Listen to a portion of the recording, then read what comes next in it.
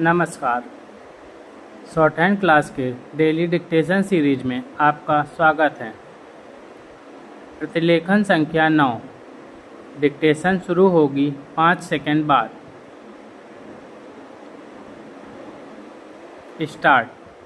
आदरणीय महानुभावों, आप सबसे मिलने का यह अवसर पाकर मुझे प्रसन्नता है। मैं यहाँ आए एशिया तथा अन्य महाद्वीपों के अनेक देशों के सभी विख्यात संपादकों, अर्थशास्त्रियों तथा राजनेताओं का स्वागत करती हूँ।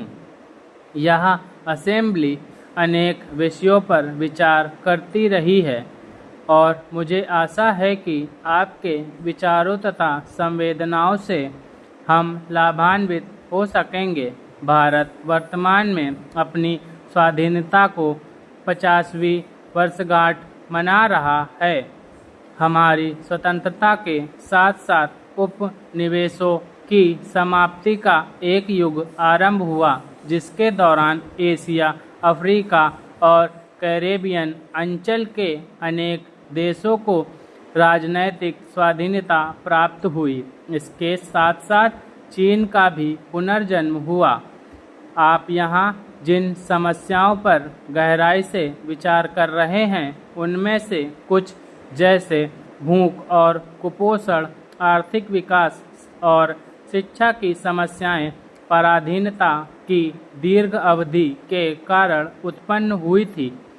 औपनिवेशिक शासकों को जिस किसी प्रकार की भी व्यावसायिक, औद्योगिक या बौद्धिक गतिविधि असुविधाजनक प्रतीत होती थी, उसे हतोत्साहित किया जाता था और हमें स्वयं अपनी पारंपरिक समाज व्यवस्था के अंतर्गत अपने विषयों का हल खोजने की अनुमति नहीं थी।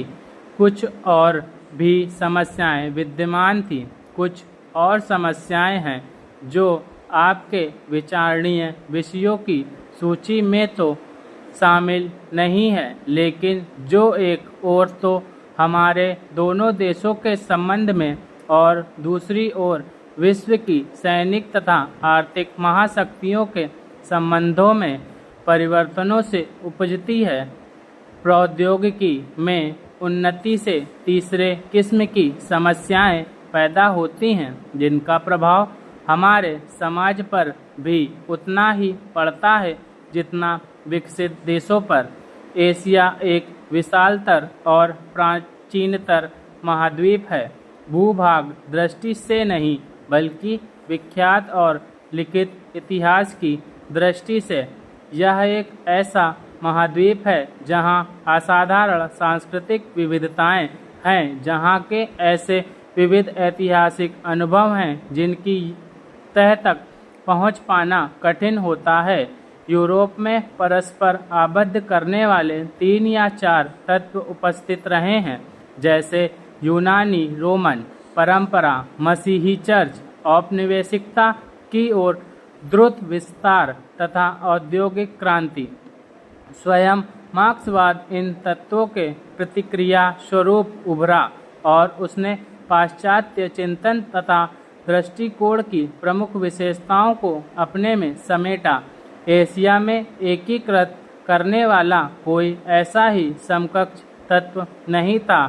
बौद्ध धर्म और इस्लाम का प्रचार प्रसार यद्यपि बहुत उल्लेखनीय था, लेकिन उनका विस्तार पूरे महाद्वीप में नहीं हो पाया। पश्चिम के आधिपत्य से एशिया के राष्ट्रों को अपनी समान नियति करनी चाहिए थी। यह डिक्टेशन 100 वर्ड प्रति मिनट की गति से बोली गई है।